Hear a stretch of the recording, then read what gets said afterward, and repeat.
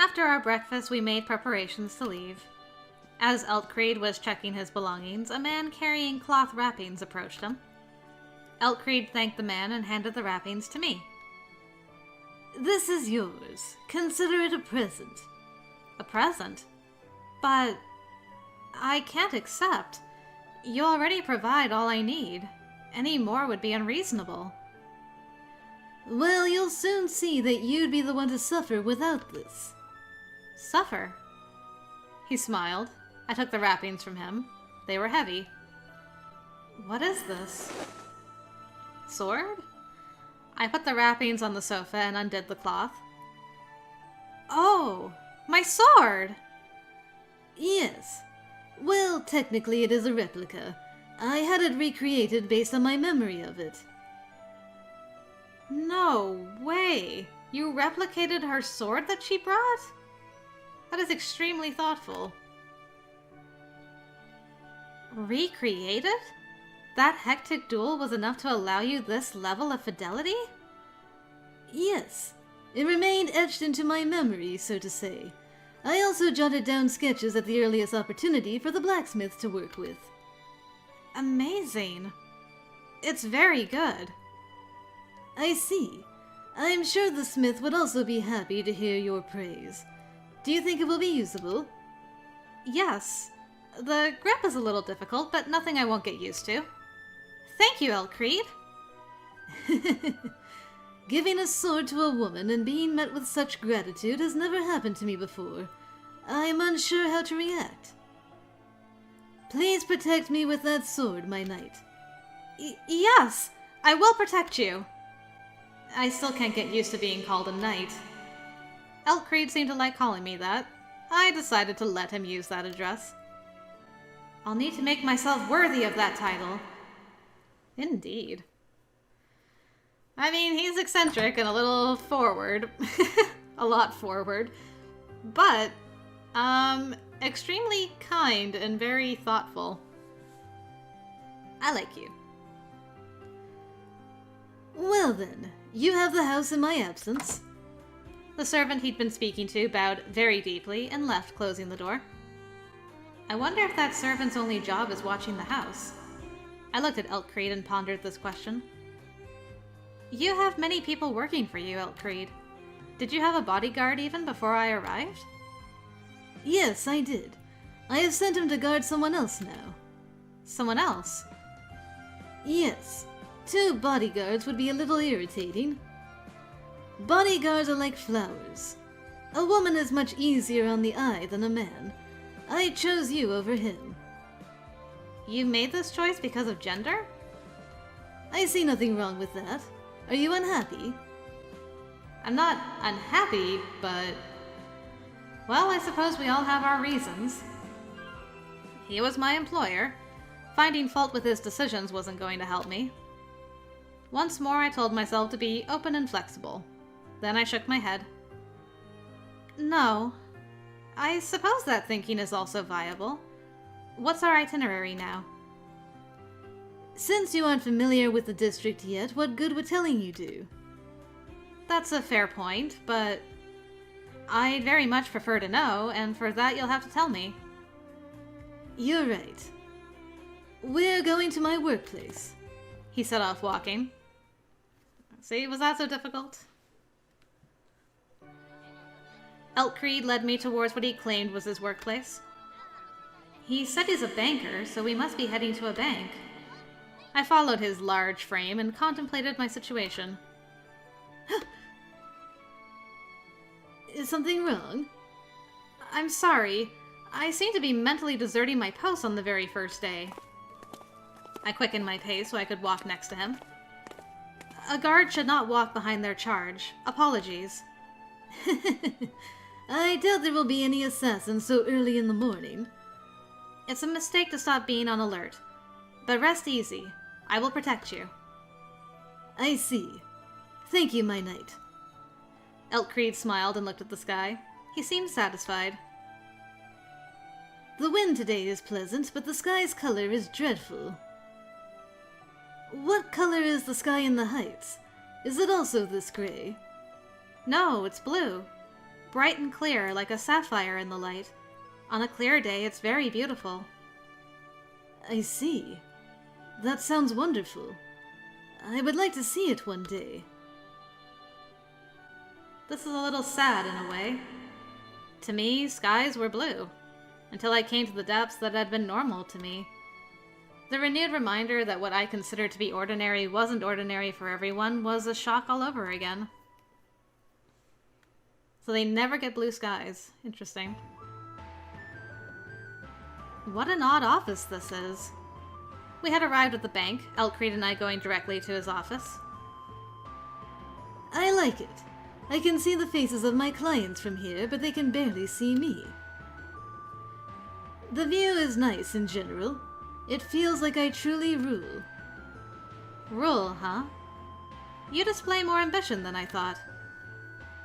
Oh, I am very ambitious. One must be ambitious to come into power, don't you think?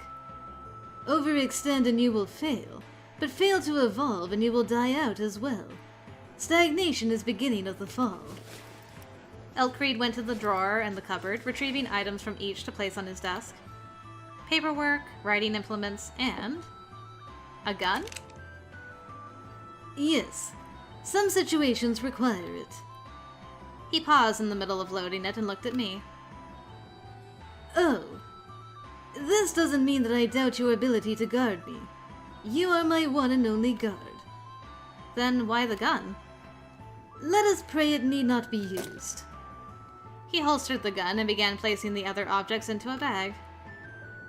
Are you going somewhere? Yes. Today I must make the rounds, you see. Let's go. Loan collection? Do I work for a loan shark?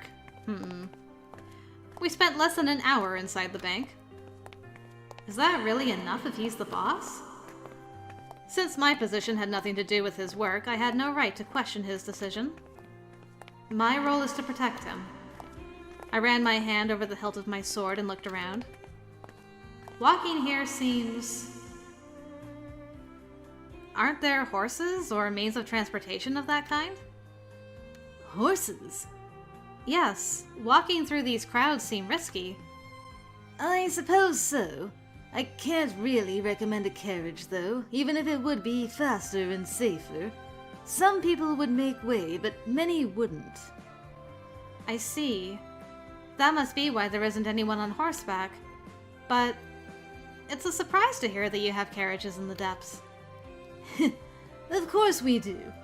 Liberalitas might be small, but the depths are very big.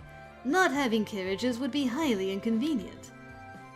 Then again, I do think it's problematic to rely on horses too much. What do you mean? Horses require a lot of care. It would be preferable if we could soon invent a wholly mechanized means of transport, but so far nothing's left the drawing boards. Invent? Are you an inventor too, Elk Creed? Oh no, I am only the investor, but I know many inventors. They are the real power. Consider the lift that connects the heights and the depths. Nobody works to move it, and yet it transports you in an instant. Isn't it wonderful? It was convenient, but do you really think we can move like that down here? Yes, of course. Never assume something is impossible. That only stymies progress. I'm sure that honing your abilities with your sword took many days and nights as well, my knight. Effort spent bears fruit. Ultimately, that's just a lot of pretty words on my part, though. Others are responsible for the true hard work. Elk Creed ran his hand through his hair and smiled. He might be right. When I had started training, I hadn't even been able to properly lift the sword. I'd often cried over my lack of progress. Effort spent bears fruit, huh? I don't understand machines very well. But if you say it's possible, then I feel like it might be. Yes, a breakthrough is surely imminent. I'll let you have a spot on the maiden trip. Are you sure? Of course. You are my bodyguard. You must accompany me. Well, that sounds fun. I nodded, looking around. I just realized he says that, but what is this? Like, that looks kind of car-like, right? Am I crazy? I nodded, looking around. The more I look at this place, the stranger it is. There are even more people around than there were yesterday. The streets were much more lively than in the Sanctuary District. If I were forced to choose, I'd have to say that they bustled even more than the streets of the Heights. Huh. Seeing all this is normal for me, but it seems like you're rather overwhelmed with awe. Yes. What is that pole there on the building? Pole? Yes, on that building. And on that one, too. Why do those poles strut out from the buildings? Oh, those are pipes we use to eject steam. Steam? Yes, we produce steam to generate electricity. The steam is ejected through those pipes you see everywhere in the city. Our leadership might change every once in a while, but these streets look the same as they did before I was born. I was raised with electricity, so I take it for granted.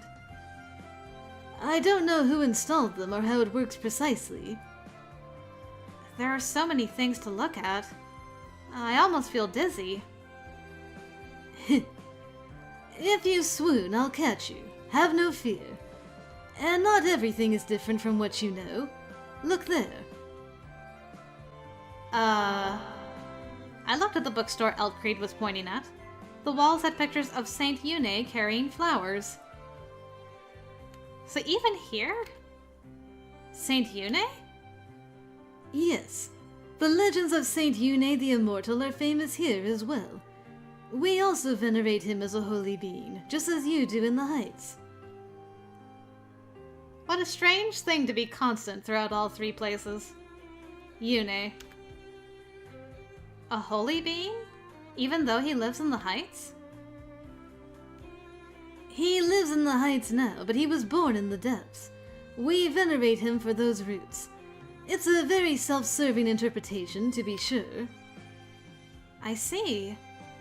My mother was more devout than I am, but since I do pray to him as well sometimes, that makes me happy. This complex culture that's developed in the depths is so surprising to me. So, if you can believe the stories, Une was born in the depths. How long ago? And how did he go to the Heights? Oh man, Une! So many questions. Everyone who comes here from the Heights feels that way. They believe that since the flood washed away everything, we must be living like animals. Animals? No. I'm sure quite many believe exactly that.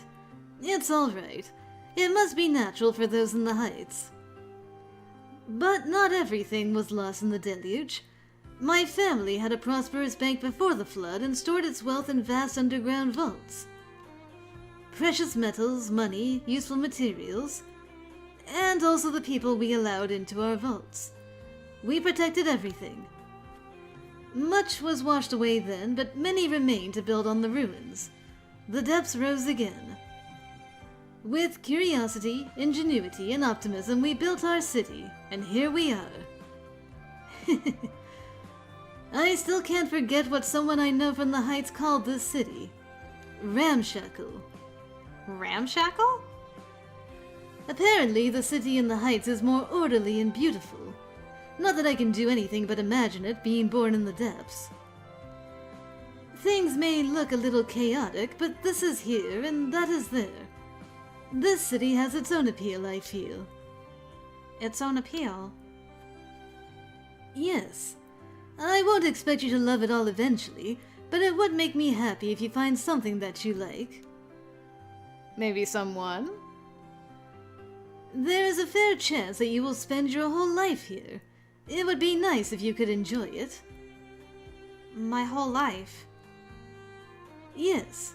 Do you want to return to the Sanctuary District? Oh, no. Not the Sanctuary District. I would like to return to the Heights if possible. The Heights? Yes. I want to find whoever killed my parents and clear my family name. I see. Then you may leave us here one day. Yes. I'm sorry. But we don't know when that will be. It might not even be possible. There is a fair chance that I will spend my life here, as you said. So... I'd like to stop being shocked by everything and to accept it instead. To one day love all of this. Yes, that would be nice. It would be nice if you could love me as well one day. A lord and their knight is ideally a permanent relationship. Yes. I will try. Elk Creed sure jumps around in conversations. He jumped seamlessly out of a serious conversation into a jest. That is, if it was a jest. My impression of him was that of a smart but inscrutable man. I mean, I think he meant it, but not romantically.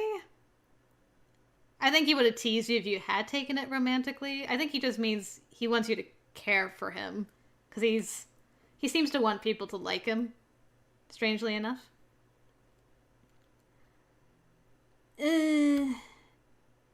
Elk Creed suddenly stopped walking, cutting off the pleasant conversation we'd been having. Is something the matter? Well, this way. Feeling confused, I followed Elk Creed as he walked from the center of the road towards the edge. Are there assassins about that I didn't notice? Resolving to be on alert, I checked whether I could easily draw my sword from its scabbard. Cyrus, are you good at playing tag? I see. The target is... What? Playing tag. It's a game. You chase someone who's running away and try to restrain them. Did that game always involve restraining? With a wry smile, I told him, yes, I knew it. Very good. Do you see that group gathered over there? I would like to talk to the man with the unshaven face. I believe he will try to run away when he sees me. I would like you to catch him if he does. I need him alive. I will, however, tolerate the loss of his arm. Please. Well, this got very serious quickly. He was still smiling and seemed no more violent than before, but there was a new sharpness to his voice and gaze. Catching the man is hardly part of my duties, but I'm certainly capable of it. I had been trained in pursuing suspects when I'd been a police officer. I was still just as fit as then. I could do it. I'll do my best. Thank you very much. But wouldn't it be easier to restrain him before he sees you, Elk Creed? It would be more efficient, yes. But it is important that he makes an attempt to flee from me. Please. I see. Very well. I wonder if that's a law. Elk Creed nodded and disappeared into the crowd. I kept just enough distance from him that I could intervene if necessary as we approached the target. Okay. Target sighted. Good morning. I'm sorry to disturb your chat. What? It's you. Eltcreed Valentine, head of an impoverished bank. I would like you to return your loan. Ah! I would have liked to talk to you, but you seem unwilling to repay your debt. Cyrus, if you would. Ah! I'm out of here. Ah! Hey! Just as Elk Creed had predicted, the man bolted. Ah, this is one of my favorite pieces of music. His flight caused chaos and confusion among the other pedestrians. I have to be careful not to get stuck in the crowd. The man was neither fit nor cunning in his escape attempt. Maybe I should just let him tire himself out. I ran after him, keeping just enough distance that he wouldn't notice me.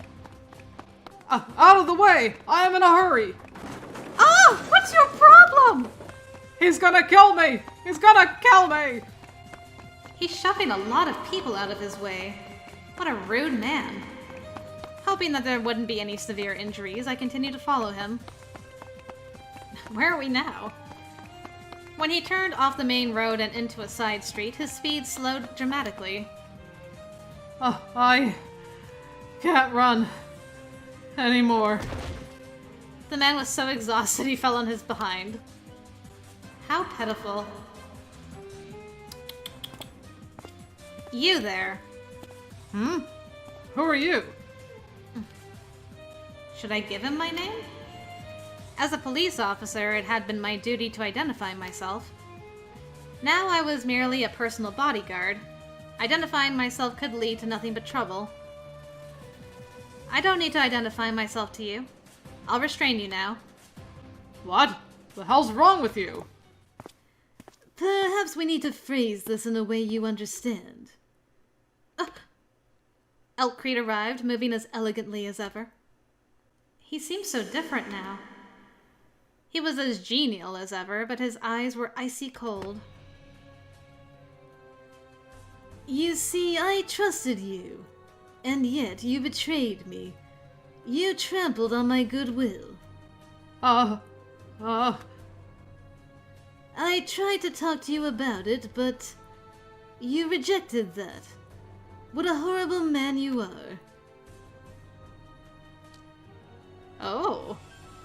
Elk Creed drew a knife, leaning down towards the man.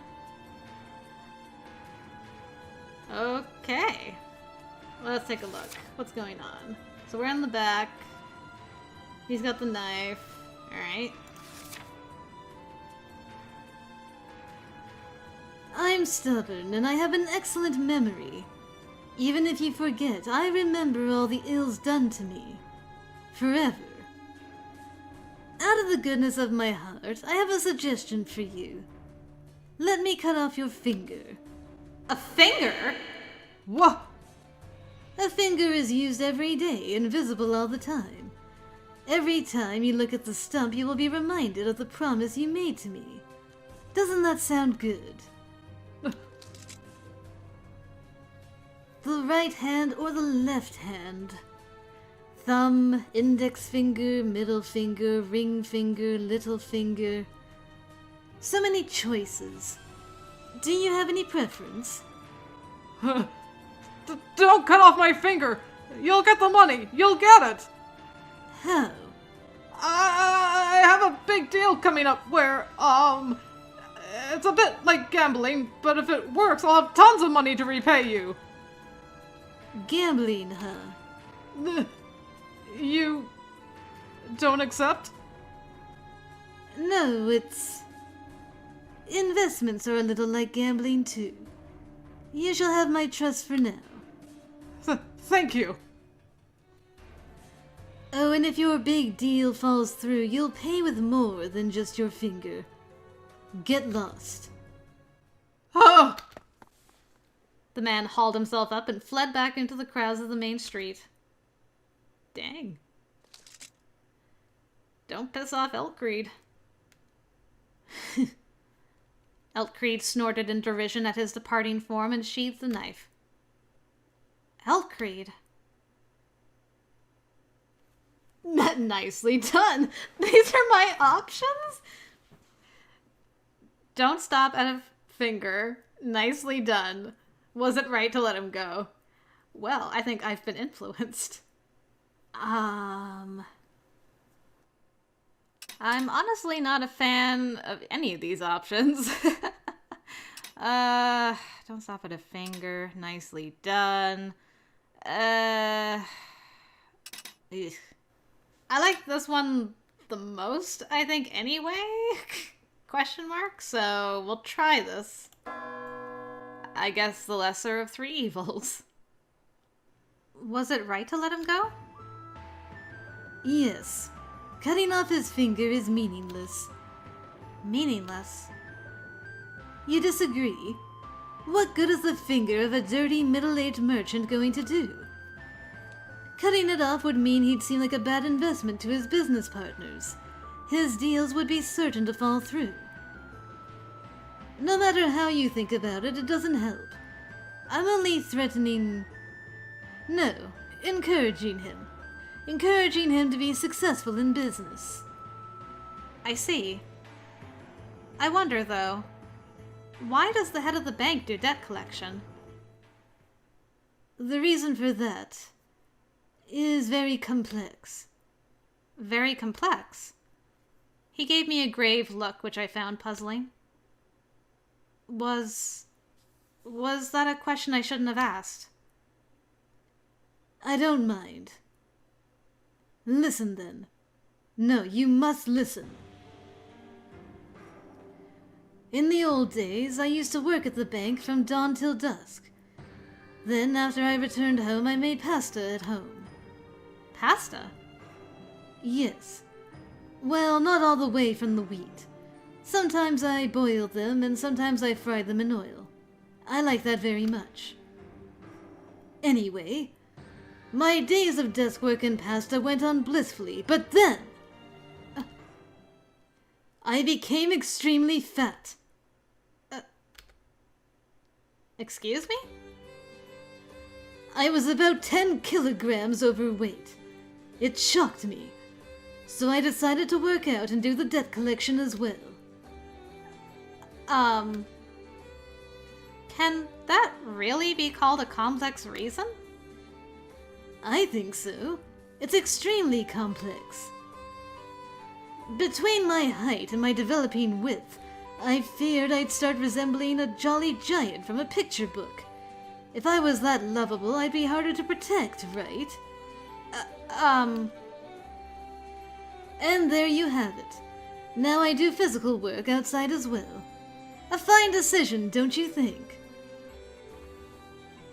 Let me get this straight. Just to make sure I understand.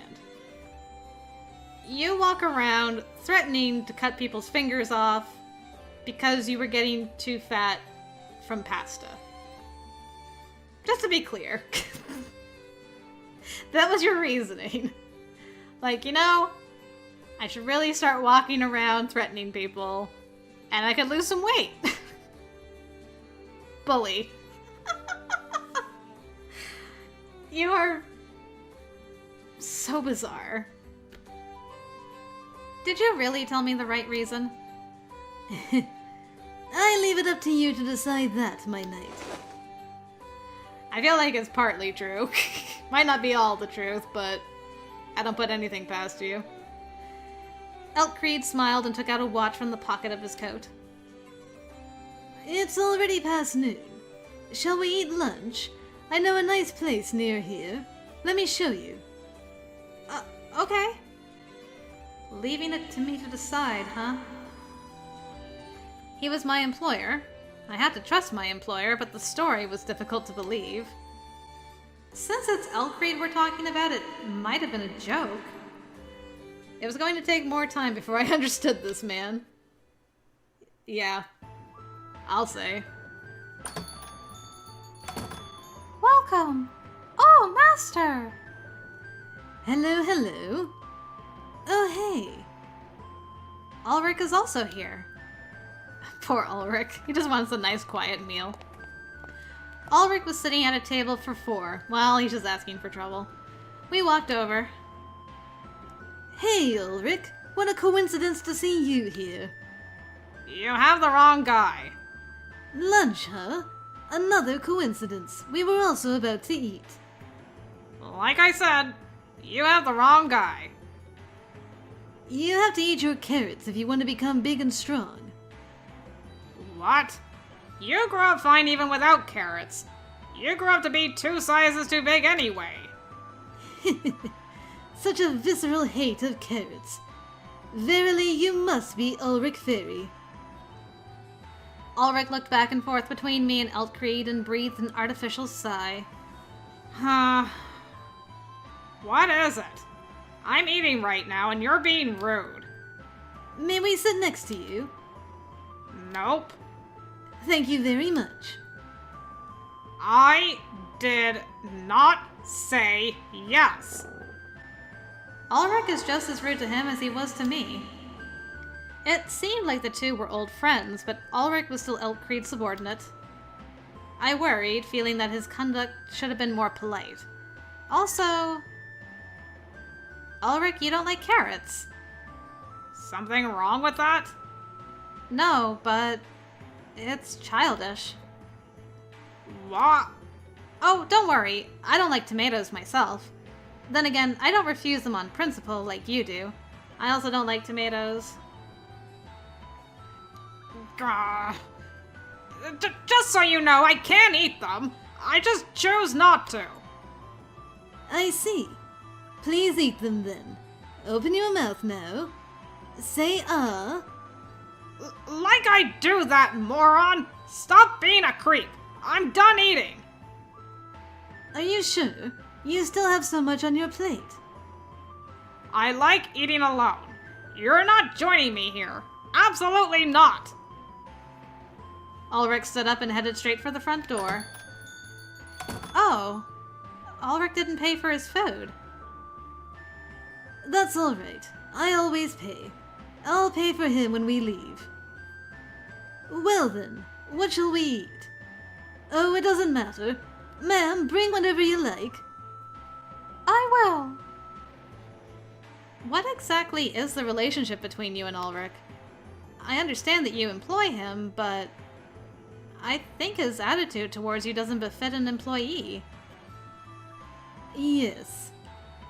Let's just say that we have been inseparable. Inseparable? Your food is coming! Our conversation was interrupted by a steady stream of food plates assembling on our table. Before long, the entire table was full. You just ordered. That was very fast. We're proud of how quick we are here. The young employee winked at me and danced away towards a different table. Fried fish, fried potatoes, cheese gratin, pizza? Doesn't it look delicious? Yes, but it's so heavy. Heavy? Yes, there's a lot of fat and oil in this food. Merely looking at it fills my stomach. That will not do. Eat, eat. It's best while it's still hot. Yes, all right. I think I'll try the gratin first. I began to eat the gratin with a wooden spoon. The cheese was softer than I expected and rather gooey. I tried to pull it apart into smaller pieces, but failed. This will be a problem. I brushed strands of hair back over my ears, and doing my best not to soil my clothes, I shoved a large piece into my mouth. How is it? It's very good. Thank goodness. I like watching people eat. It makes me happy. Elk Creed reached for a bottle on the table. He opened the lid and poured forth a red liquid onto the pizza. Oh no. You eat ketchup on your pizza? No! Oh no. 1 blob, 2 blobs. He shook the bottle again, and more red blobs appeared on the pizza. Eltcreed, what is that? Spice. Spice? I assumed that much. Are you sure? About what? The pizza. Is that really how it's supposed to be eaten? Yes. This is how I eat my pizza. Pay it no heed. I can't stop looking at it. After he had put about a quarter of the bottle's red sauce onto the pizza, he finally closed the lid again and returned the bottle whence it had come. With a cheerful look, he lifted the pizza and bit into it. I wonder how spicy it is. It hardly looks edible. I watched him, curious what would happen. Yes, this place has the best pizza. The ingredients are high quality and all of it is so delicately balanced. High quality. Delicate. I wondered if there was any meaning to that with the amount of spicy sauce that he had heaped onto it. You have an eccentric taste, Eltcreed. I have been told that with respect to pizza before. Makes sense. I observed him for a while longer. He noticed after a while that I had been watching him. He smiled. Do you want some of my pizza? I'm fine. I was afraid my tongue would explode if I tried any. Okay, so not ketchup. I don't have to share his taste in pizza. I absolutely understood what he'd meant when he'd said he liked watching people eat. It was fun. If the pizza poses no danger to his life and he likes it, he's free to eat it, I suppose. As I ate more of my cheese gratin, I watched him happily eat the rest of his pizza. Cute.